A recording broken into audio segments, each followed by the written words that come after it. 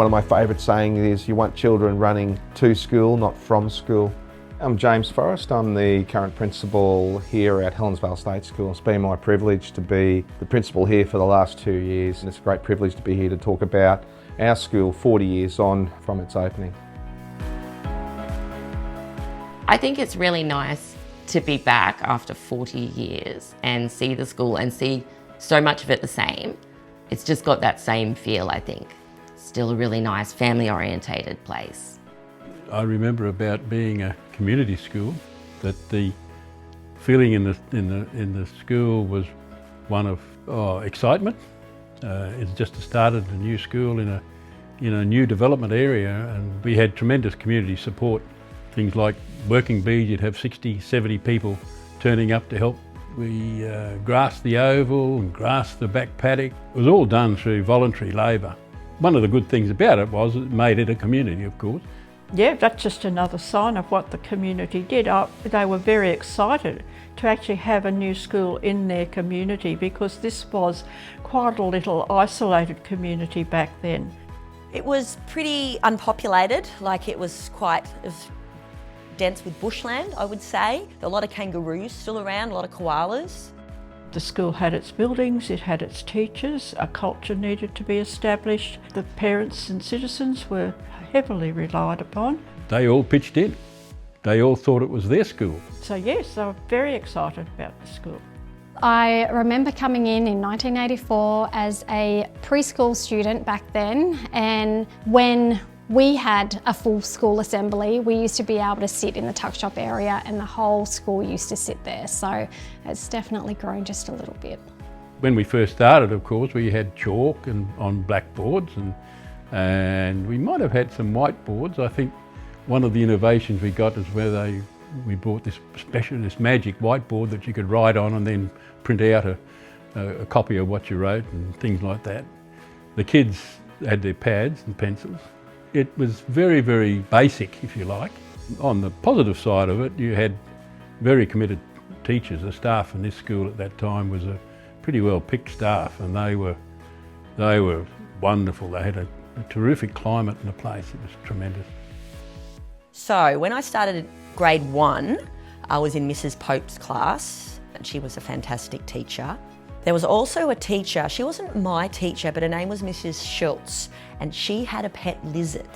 And she would bring her lizard in most days of the school term, and the lizard, she'd teach, and the lizard would just sit on her shoulder. And there'd be times when we had to pat the lizard and feed the lizard as well. So I remember that. I definitely still have a lot of fond memories from a lot of the teachers, and I do remember, which this would never happen in these days, when we were in year 5 and we had Mr. Trevor and he took us on an excursion to his house, I'm pretty sure it was down Parks Drive, to look at his veggie patch. I actually found my little dress that I started school in. And you can see when Mum's hemmed it up, obviously when I started, and then let it down later on as I grew taller. But yeah, that's so cute. And yeah, we would have our little sports uniforms as well. And then I remember when we got the new uniform in, and it was a little top and you wear it with a skirt. But yeah, you had to wear little green pants underneath it. Yeah, I do like the uniform, and what I do like is that in some schools the girls don't have a choice, they have to wear skirts, but I like with this school where the girls have a choice to wear anything, and I think that's important, because everyone has a say. For us, our diversity is our strength. With 42 nations represented here from all parts of the globe, I think it is where you develop respect, and that's what we teach our kids at this school.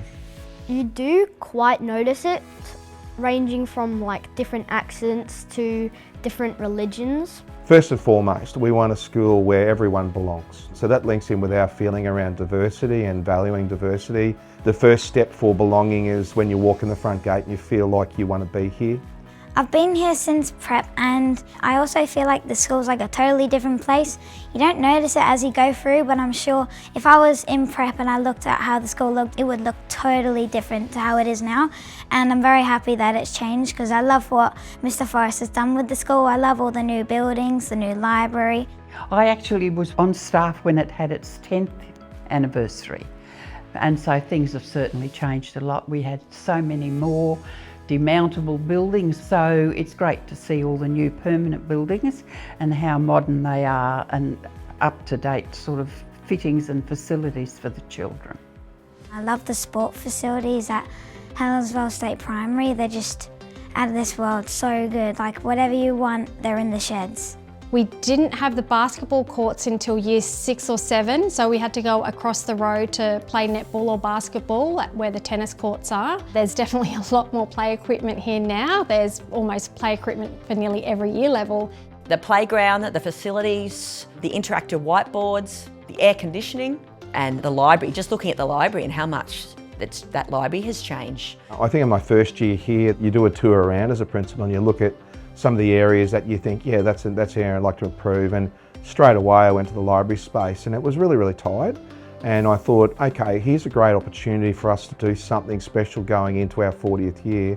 Being at a school where they're trying to develop new places and increase people's learning abilities and stuff, it really just, I feel like it makes me feel good in a way.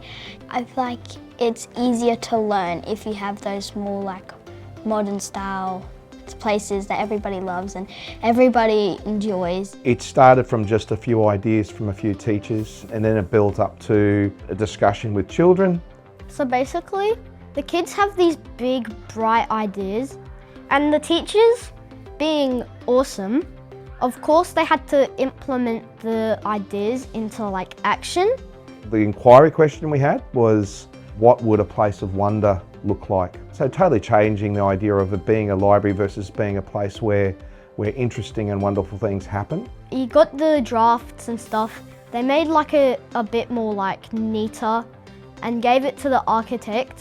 On the back page or the last page of the blueprint was about 12 different pictures of the authentic kids' pictures and how they were referenced in the design. So he showed a real reference and a reverence for what the children were thinking and made sure they got a library or a place of wonder that truly reflected their thoughts as children.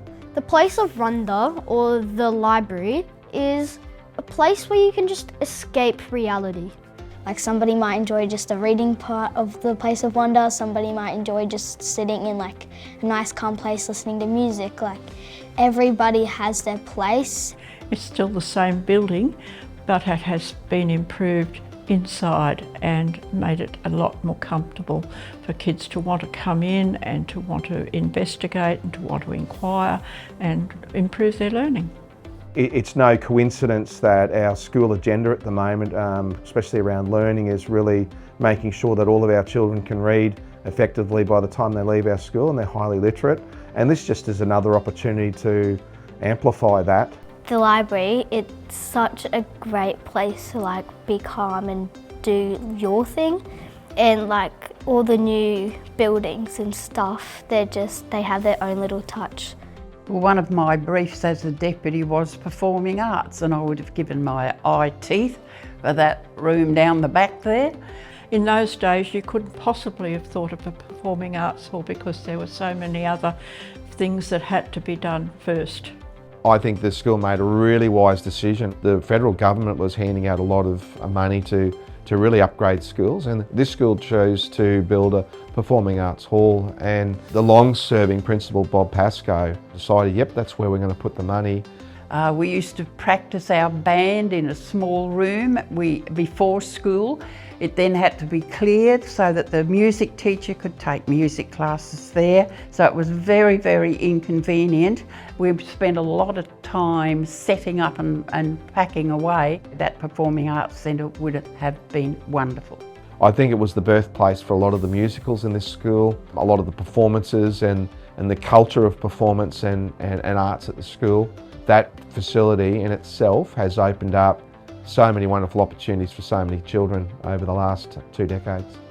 It makes me wonder how anybody could not come to this school and find a niche for themselves. It's just so many opportunities. So the school is a huge part of my life, and the best version of me would just be me.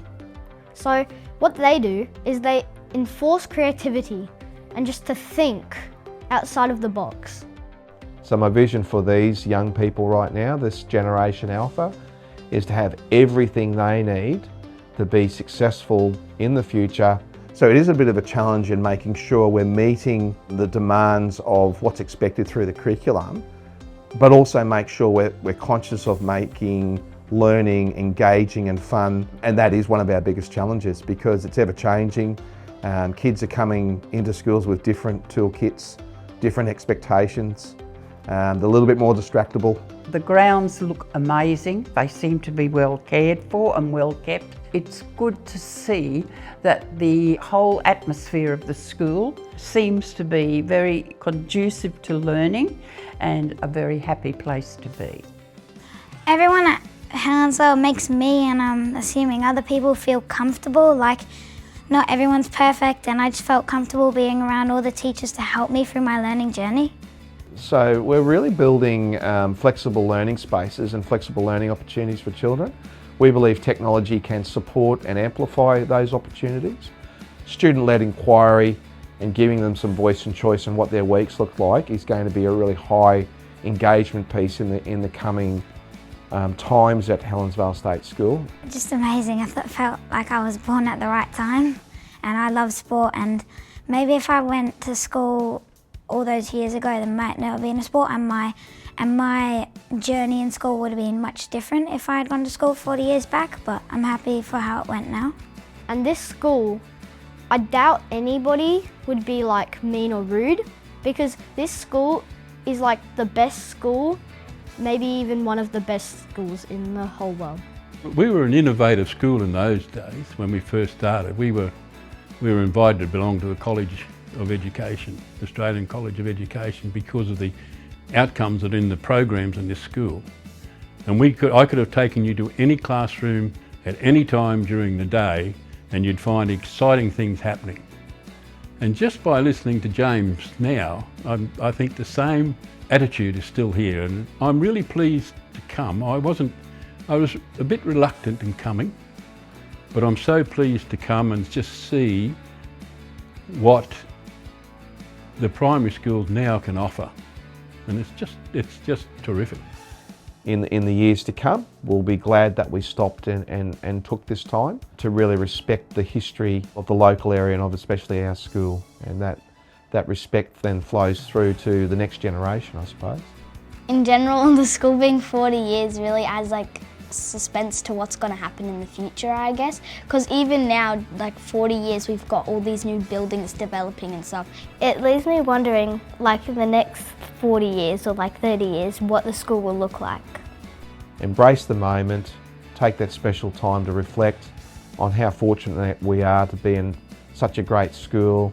As a staff, we want our parents to say about us when we're out there, yeah, this is a great school, you can choose your child to go here and you're going to have a great experience. That would be my voice to the future, and if there's anybody out there listening, I hope that you can hold me to that. And if you watch this video in 10 years' time, I hope we've really achieved that and maybe even exceeded our expectations.